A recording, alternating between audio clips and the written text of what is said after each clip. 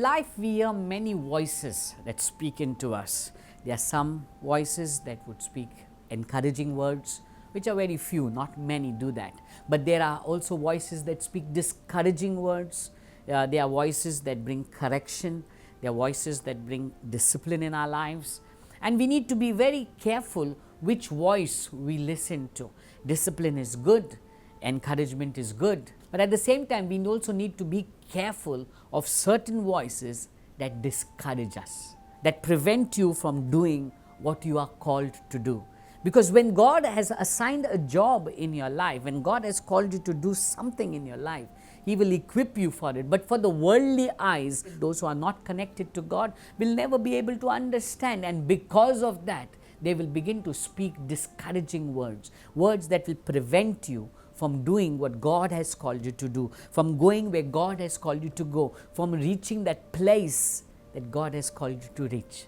You know, we have been talking to you about David. Yesterday we spoke about David. We will meditate a little more on that. In 1 Samuel 17 verse 33, now the people of Israel are facing Goliath, the Philistines, and everybody is scared.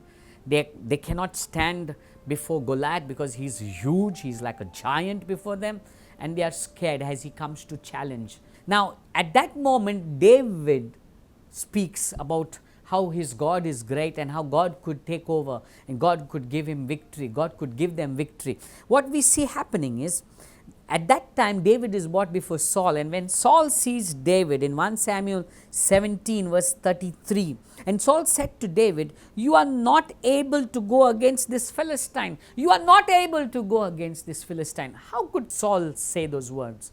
Did Saul see David in battle? All Saul could see was the stature of David. All Saul could see was David was a young boy. He was not experienced. All Saul could see was with his eyes. But David was seeing through the eyes of the Spirit. He knew what his God was able to do.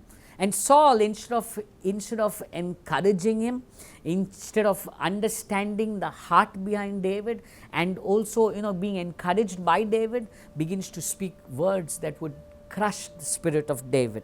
"You are not able to go against this Philistine to fight with him, for you are a youth, and he a man of war from his youth."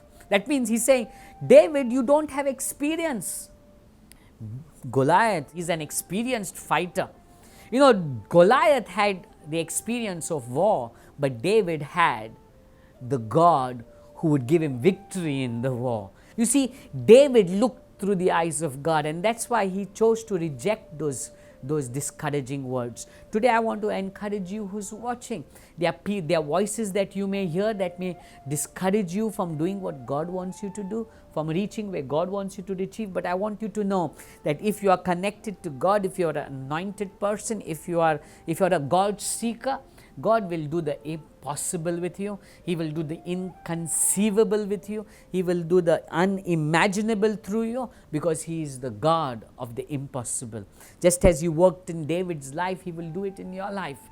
But be careful or beware of discouraging words, because they are the words that can crush your spirit. Saul's words could have crushed the spirit of David. It could have prevented David from reaching where he had to reach. It could have prevented David from doing what God would have wanted him to do. All David did was encouraged himself, reminded himself of what his God could do. That's what he told Saul. I have fought battles. I have fought with lions and bears. I have done it. God has helped me through it. And we see how God gives David victory. All he had to do was shut his ears from discouraging words. Shut his ears from those words that would crush his spirit. Today I want to speak to you. If there are discouraging words that people are speaking into your life, cut it off. Don't sit with it. Don't brood over it. Don't cry over it. Don't moan over it. But encourage yourself in God and go to where God is calling you.